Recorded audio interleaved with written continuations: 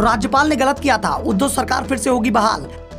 Supreme court की टिप्पणी पर क्यों उद्धव समर्थकों की बन गई आस।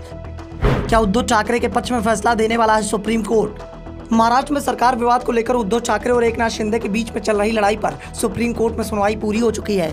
9 दिन तक चली सुनवाई के बाद सुप्रीम कोर्ट ने फैसले को सुरक्षित रख लिया है। ठाकरे गुट को इस बात की उम्मीद है कि फैसला उनके पक्ष में आएगा और इस उम्मीद की सबसे बड़ी वजह सुप्रीम कोर्ट ही बताया जा रहा है। दरअसल सुनवाई के दौरान सुप्रीम कोर्ट की संवैधानिक बेंच ने कहा था कि महाराष्ट्र के तत्कालीन राज्यपाल भगत सिंह कोश्यारी के द्वारा उद्धव सरकार से विश्वास मत हासिल करने का जो फैसला लिया गया था वो पूरी तरह से गलत था। सुप्रीम कोर्ट की इस टिप्पणी के बाद उद्धव गुट के वकील मनु सिंह सिंघवी ने कहा कि जो गलती हुई उसे सुधारा जा सकता है और ये तभी हो सकता है जब उद्धव ठाकरे की सरकार को बहाल कर दिया जाए। लेकिन अब सवाल इस बात के उठाए जा रहे हैं कि सुप्रीम कोर्ट अगर उद्धव ठाकरे की सरकार को बहाल कर देगा तो ऐसे में एकनाथ शिंदे के नेतृत्व में चल रही सरकार का क्या होगा।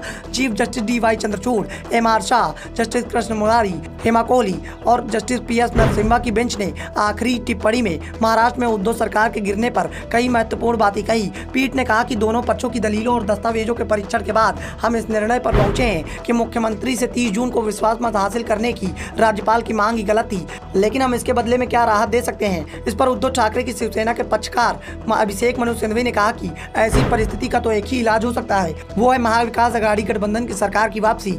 सुप्रीम कोर्ट ने राज्यपाल के आदेश को तो गलत मान लिया, लेकिन उद्धव ठाकरे ने मुश्किलें बढ़ाने वाली टिप्पणी भी की है। बेंच ने कहा कि हम उस सरकार को कैसे बहाल कर सकते हैं जिसने विश्वास मत परीक्षण का सामना ही नहीं किया। ऐसे में इस बात के सवाल भी उठाए जा रहे हैं कि क्या उद्धव ठाकरे ने इस्तीफा देकर गलती कर दी, उन्हें विश्वास प्रस्ताव का सामना करना चाहिए था। अगर उद्धव ठाकरे ने विश्वास प्रस्ताव का सामना किया होता तो परिस्थितियां दूसरी होती, क्योंकि विश्वास प्रस्ताव में पार्टी व्हिप के खिलाफ वोटिंग करने पर एकनाथ शिंदे गुट के साथ गए सभी विधायक की सदस्यता को खारिज कर दिया जा सकता था। ऐसे में पहली गलती राज्यपाल ने विश्वास प्रस्ताव के निर्देश देकर कर दी थी तो दूसरी गलती उद्धव ठाकरे ने इस्तीफा देकर की थी।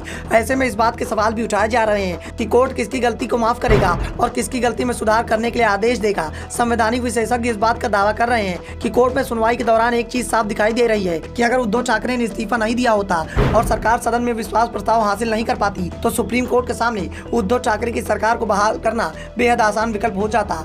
लेकिन अब उद्धव ठाकरे इस्तीफा दे चुके हैं। ऐसे में कोर्ट का फैसला किस ओर आता है ये शायद 5 सदस्यों की पीठ बहुमत के आधार पर करेगी, यानी 5 में से 3 जज जिस तरफ फैसला सुनाएंगे फैसला उसी का हो जाएगा। वैसे इस विवाद का फैसला किसी के भी पक्ष में आए उसका शिवसेना पर अधिकार मामले से कोई नाता नहीं है, क्योंकि शिवसेना पर अधिकार का मामला सुप्रीम कोर्ट की सुनवाई से अलग है। लेकिन ये भी तय माना जा रहा है कि अगर विश्वास प्रस्ताव का मामला उद्धव ठाकरे के पक्ष में आ जाता है तो शिवसेना के जो विधायक इस समय एकनाथ शिंदे के पक्ष में गए हैं वो पाला बदलने में देर नहीं करेंगे। और उद्धव ठाकरे भी यह बात कह चुके हैं कि जो लोग दबाव में एकनाथ शिंदे के साथ चले गए हैं अगर वो वापस लौटना चाहते हैं तो मतोत्सवी के दरवाजे उनके लिए खुले हैं, और अगर विधायक वापस लौटते हैं तो फिर शिवसेना का विवाद की जो लड़ाई एकनाथ शिंदे और उद्धव ठाकरे के बीच में चल रही है उसमें उद्धव ठाकरे को बढ़त मिल जाएगी।